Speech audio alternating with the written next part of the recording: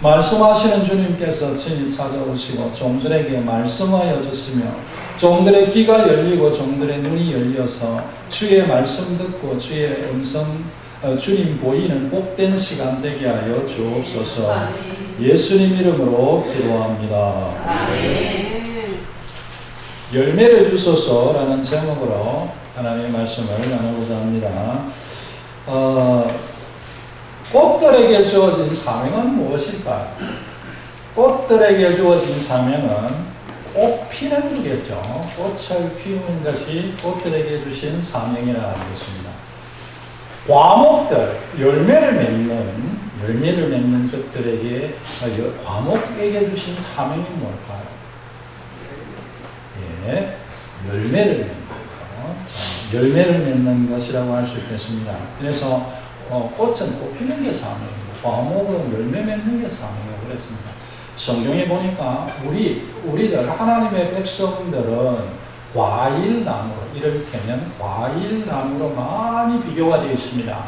그래서 우리는 하나님의 백성들은 열매를 맺어야 된다는 거죠. 우리는 과목과 같은 사람들이에요. 그래서 과목은 열매를 맺어야 됩니다. 하나님께서 우리에게 열매를 맺어라.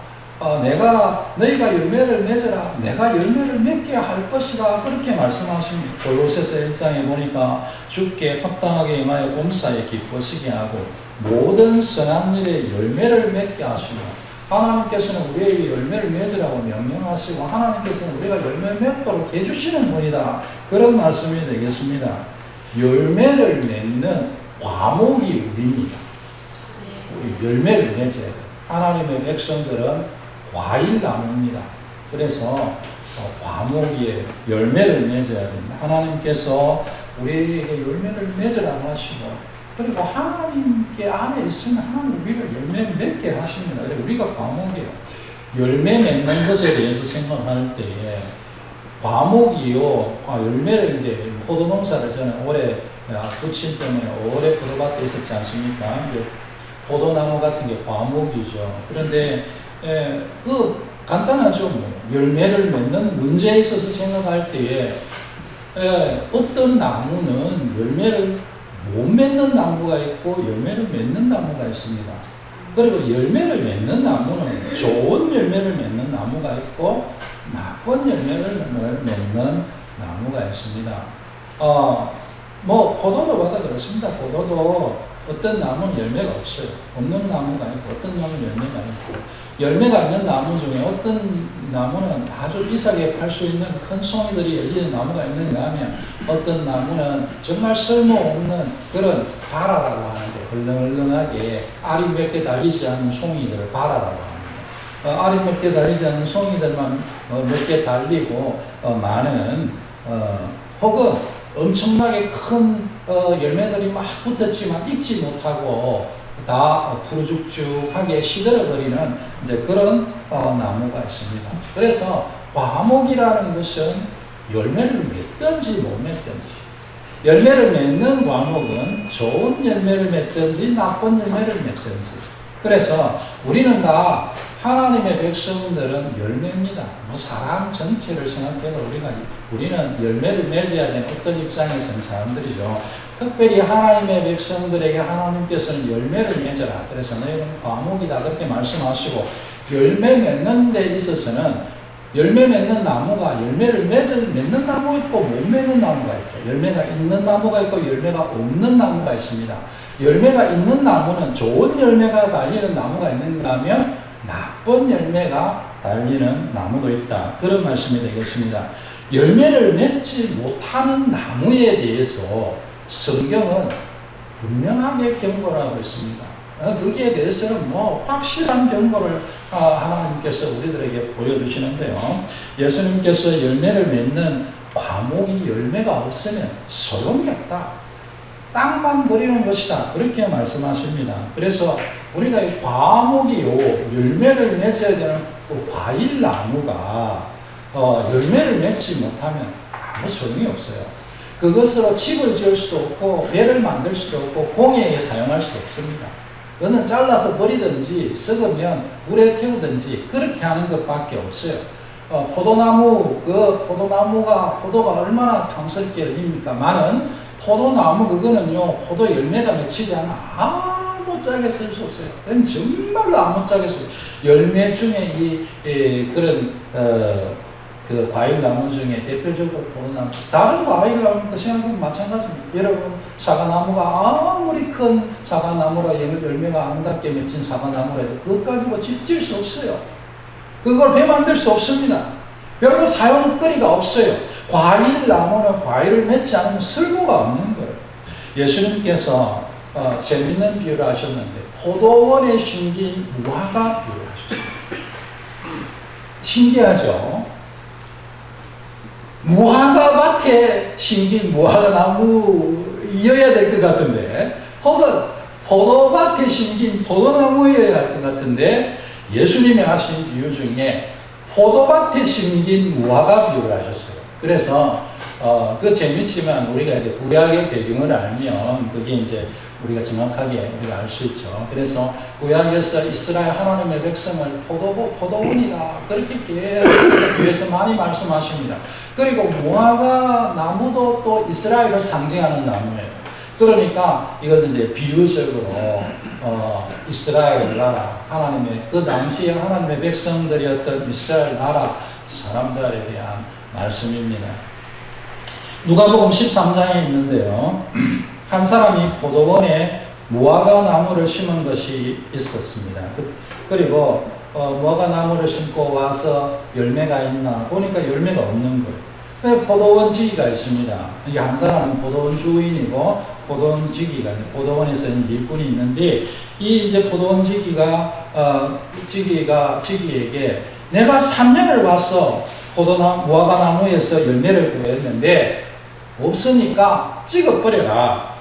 어찌 땅만 버리게 하느냐. 한번 따라해 주시기 바랍니다. 어찌 땅만 버리게 하느냐. 이게 열매 없는 나무에 대한 하나님의 말씀입니다. 그럴 때에 이 포도원 지기가요, 사실은 이제 우리 예수님이 그렇게 할 수 있는데, 주인이요, 금년에도 그대로 뒀었어. 내가 두릅하고 그름을 주리니, 이후에 만일 열매가 열면 좋거니와, 그렇지 않으면, 그래도 안 열리면 찍어버리십시오. 그렇게 하셨다. 그렇게 예수님께서 말씀하셨습니다. 그래서 많은 성경학자들 중에 이스라엘이 예수님을 거부하고 예수님을 십자가에 못 박아 죽이고 그러고 난 다음에도 전체적인 이스라엘 전체를 보면 엄청나게 예수 믿는 사람들을 핍박하고 계속 그렇게 하다가 결국 로마의 티토 장군으로 황제의 아들이었죠. 티토 장군을 통해서 완전히 멸망하고 거의 2000년 동안 나라가 없이 뺑뺑 돌게 되는 그런 거 아니겠습니까? 열매를 맺어야 되는데 열매를 맺지 못하니까 내가 누굴 찍어버리겠다. 그렇게 이제 말씀하시는 거죠. 예수님은 십자가에 돌아가시기 전에 그 일주일 그 전 주간에 아주 특별한 우리가 잘 언론 봐서는 이해되지 않는 행동을 하셨는데요. 예수님께서 아침에 배가 고파서 무화과 나무한테 갔는데 무화과 나무에 열매가 없었습니다. 그래서 예수님께서요, 그 무화과 나무를 저주하시고 다음날 보니까 그 무화과 나무가 죽어버린 것을 제 아들이 보게 됩니다. 열매가 없는 것에 대해서 성경은 엄중하게 경고하고 있습니다. 그래서 과일 나무는 과실수는 열매를 맺어야 됩니다. 과실수가 열매를 맺어야 되는데 좋은 열매를 맺거나 또 열매를 맺을 경우에는 좋은 열매를 맺거나 나쁜 열매를 맺거나 그렇게 하겠죠. 그래서 당연히 우리가 나쁜 열매를 맺으면 안 되겠습니다. 과일 나무가 나쁜 열매를 맺는 것은요, 간단해요. 가만히 있으면 나쁜 열매를 맺어요. 과일 나무를 심어놓고 아무리 품종이 좋은 과일 나무라도 과일 나무를 딱 심어놓고 가만히 두면 나쁜 열매가 맺어요. 가만히 두면요, 얘가 자라면서 막 온데 가지가 다 퍼지고, 가지가 다 퍼지고, 막 열매가 막 이런저런 것들이 쫙 열리기도 하고 안 열리기도 하고, 그렇게 하면 익지도 못하고, 그러면서 해 넘어가면 막 아예 열매가 없기도 하고, 가만히 두면 그래 돼요. 가만히 두면. 저는 시골에서 자랐어요. 이 밭에 잡초를 많이 봤어요. 밭에 잡초를. 밭에 잡초는 심을 필요가 없어요. 밭을, 옥토일수록 잡초가 잘 돼요. 옥토일수록 잡초가 돼요. 그래, 엄청나게 과목이나 또 우리 채소가 확 자랄 수 있는 그런 옥토를 만들어 놓고 가만히 두면 잡초밭이 돼요. 거기에 채소도 심고 과일도 심어요. 옥토에다가 채소를 심고 과일을 심죠. 그런데 강고로 놓고 가만히 두면 채소밭이나 과일밭이 되는 것이 아니라 잡초밭이 돼요. 100%. 여기에 뭐 다른 조건 없어요. 어떤 좋은 품종을 심었다 해도 가만히 두면 잡초밭이 돼요. 제가 한 번은 정말 한 3일 지났는데요, 밭에 잡초가 푹 커 있는 걸 봤어요. 시골에서. 땅을 잘 깨달아내고 막 홈이나 괭이로 땅을 잘 이렇게 정리를 해놓고, 그렇게 놓고, 마침 비가 살 오고 해가 쨍쨍하거든요. 며칠 지났는데요, 잡초가 무수하게 올라옵니다. 가만히 있으면 잡초가 돼요. 가만히 있으면요, 나쁜 열매를 맺는 거예요. 오늘 읽으신 갈라디아서 5장 부분에 보면 두 가지 종류의 열매가 나옵니다.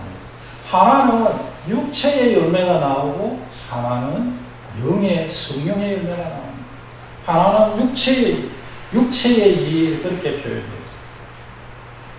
육체의 일, 들어보십시오. 음행과 더러운 것과 호색과 우상 숭배와 주술과 원수 맺는 것과 분쟁과 시기와 분냄과 당짓는 것과 분열함과 이단과 투기와 술 취함과 방탕함과 또 그와 같은 것들입니다. 육체의 열매.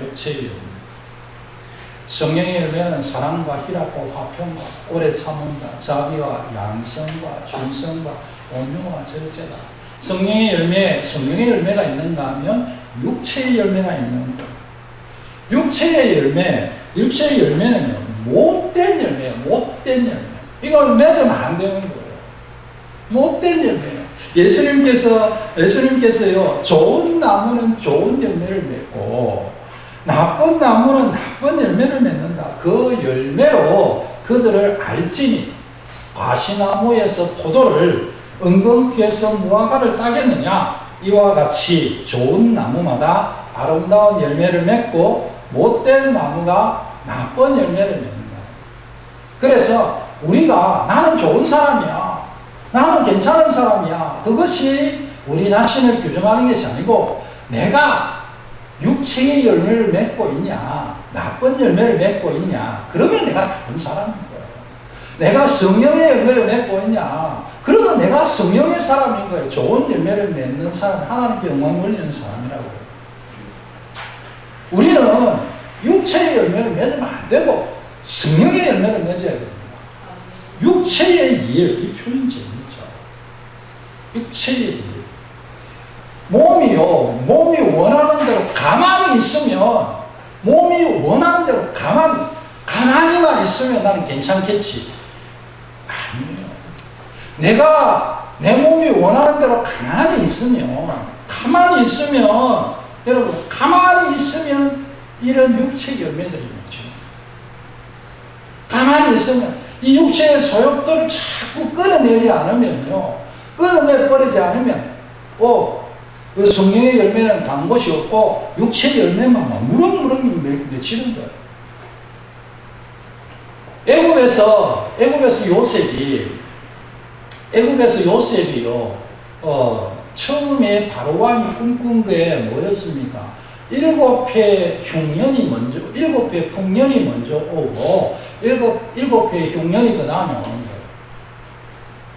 그런데 7회 흉년은 어떻게 극복하느냐?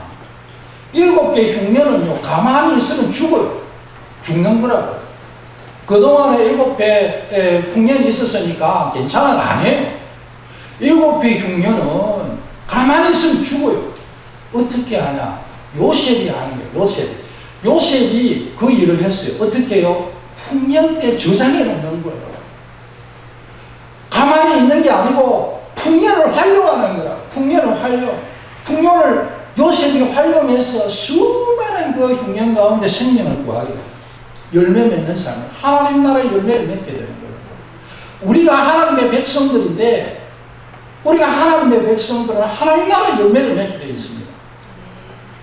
성령의 열매를 맺게 되어 있어요.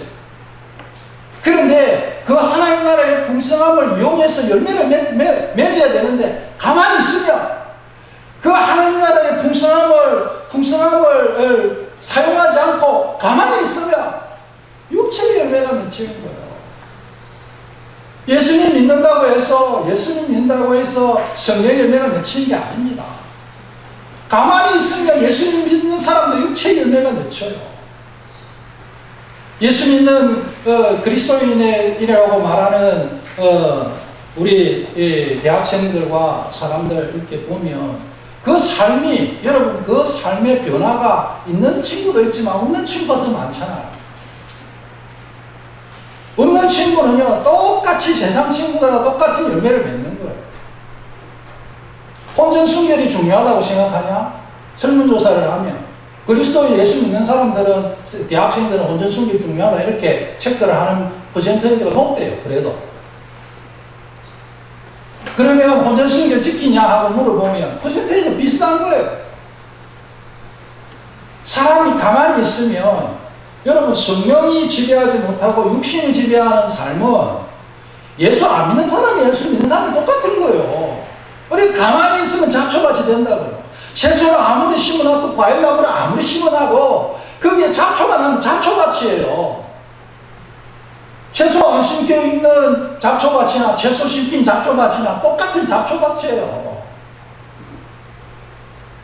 성령의 열매를, 여러분, 성령의 열매를 맺어야 돼요. 열매. 하나님 원하시는 하나님 나라의 열매, 성령의 열매를 여러분 맺어야 돼요. 가만히 있으면 못 맺습니다.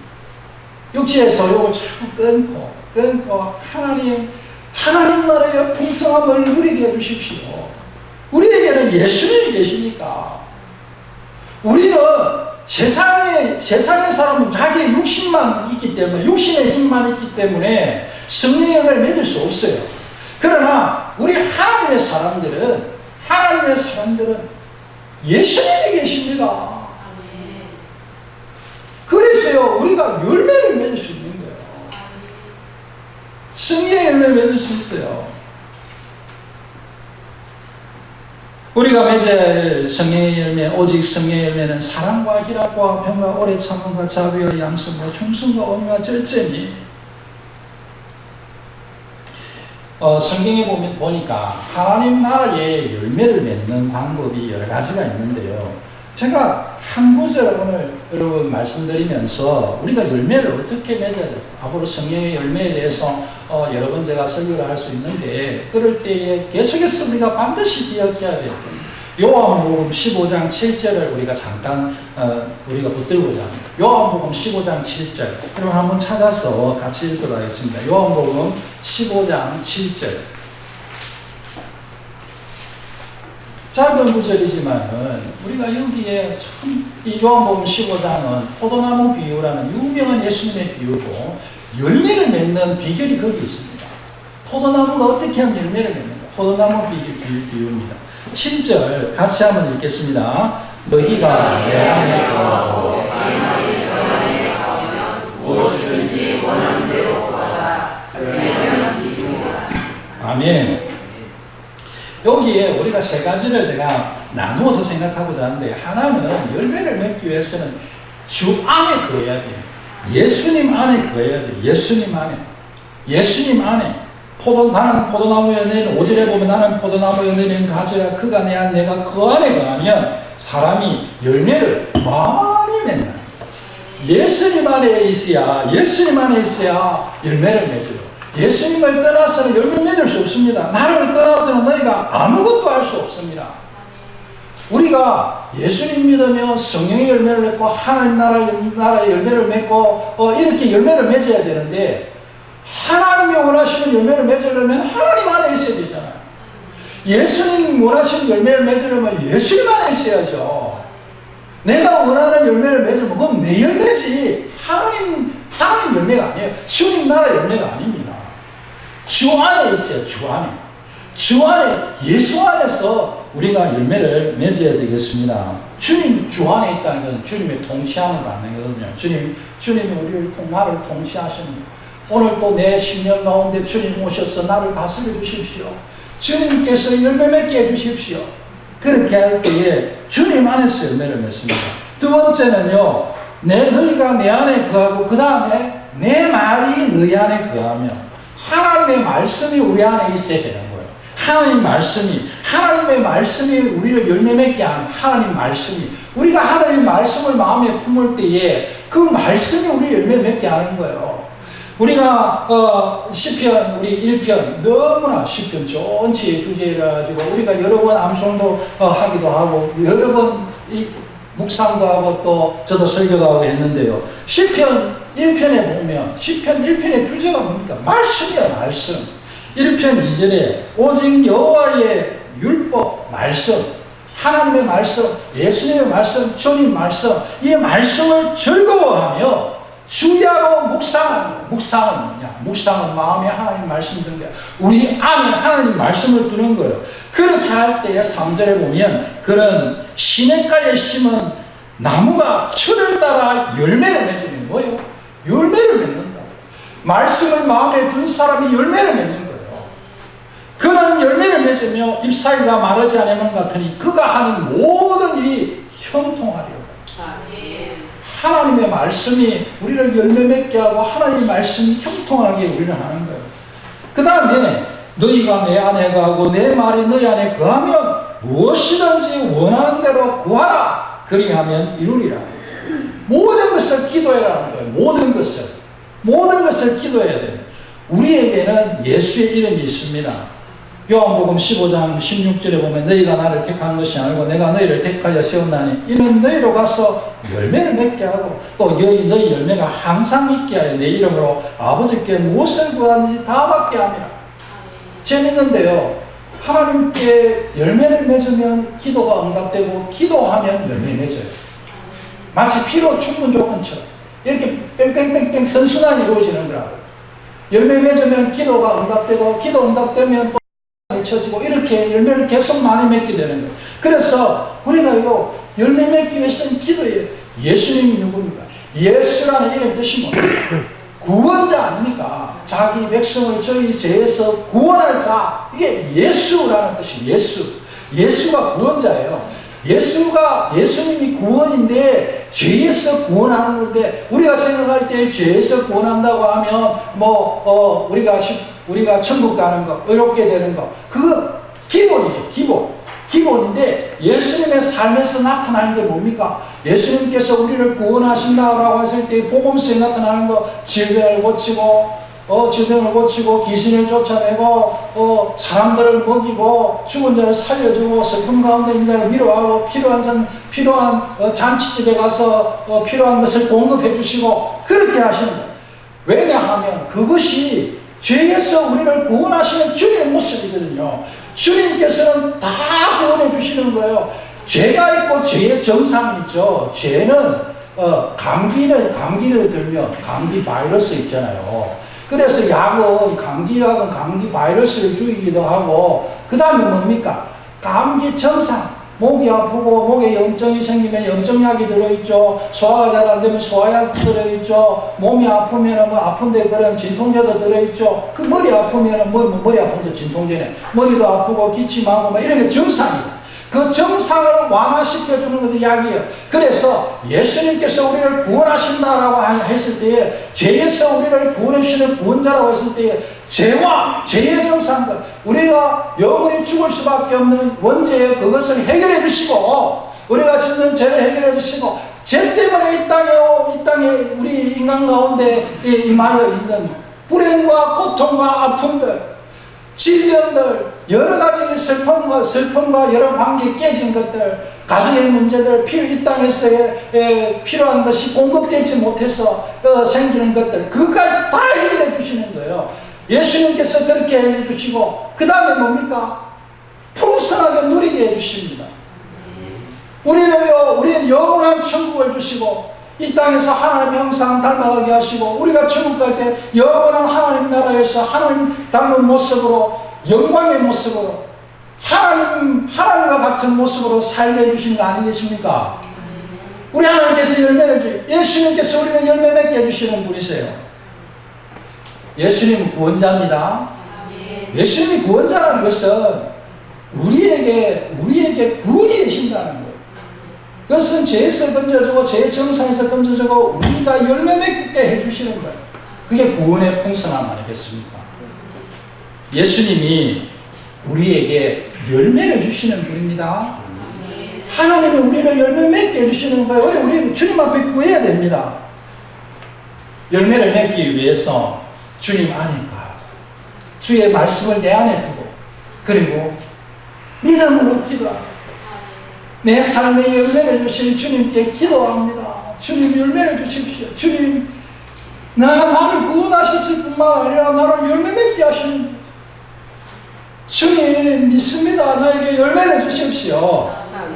그렇게 기도할 때에 우리 하나님께서 성령의 열매가 우리 가운데 아름답게 열려지게 하실 것입니다. 사랑과 희락과 화평과 오래 참음과 자비와 양성과 중성과 온유와 절제.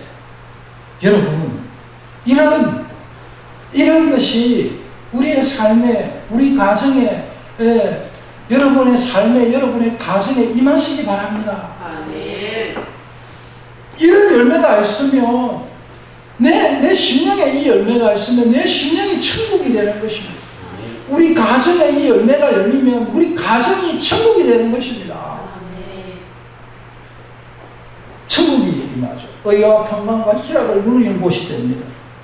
성령의 열매를 주 안에서 맺으십시다. 주님의 다스리심에 순복하며 성령의 열매를 맺고, 성령의 열매를 말씀을 품고 주야로 말씀 묵상하는 것으로 열매를 맺고, 성령의 열매를 열매 맺게 하시는 주님을 믿음으로 바라보며 기도하고, 그래서 열매 맺게 되시기를 바랍니다. 주님, 성령의 열매를 주옵소서. 내 삶이 열매 맺는 삶이 되게 하옵소서. 가만히 있으며 육체의 열매를 맺는 거예요. 예수를 믿는데 내 삶은 왜 이래? 가만히 있으시고 주 안에 거하고 주의 말씀을 내 안에 두고 하나님 열매를 기대하며 기도하고, 그렇게 할 때에 하나님께서 우리에게 아름다운 열매를 허락하십니다. 우리가 이 땅에서 이 성령의 열매라는 성령이 우리에게 오셨다는 사실이 얼마나 놀라운 사실입니까? 성령이 우리에게 오셨다는 것은 천국이 임한 거예요. 천국은 우리가 죽어야 가는 곳이 천국이에요. 원래 그래요. 예수님이 이 땅에 오셔서 하나님 나라를 만드시는 것이 천국이고, 그 다음에는 우리가 죽어야 가는 게 천국이라고요. 그런데 그 천국을 살아있으면 누리는 게 어떤 게? 성령이 오신 거예요. 성령이 오신 게 천국이 임하는데, 그 천국을 누리는 것은 뭐냐? 열매 맺는 것을 누리는 것입니다. 주님, 성령에 속하여 성령의 열매를 누리는 우리가 되게 해주십시오. 그렇게 주님 바라보시는 귀한 분들 되시기를 바랍니다. 아멘. 찬송가 302장입니다. 1절 4절 하겠습니다.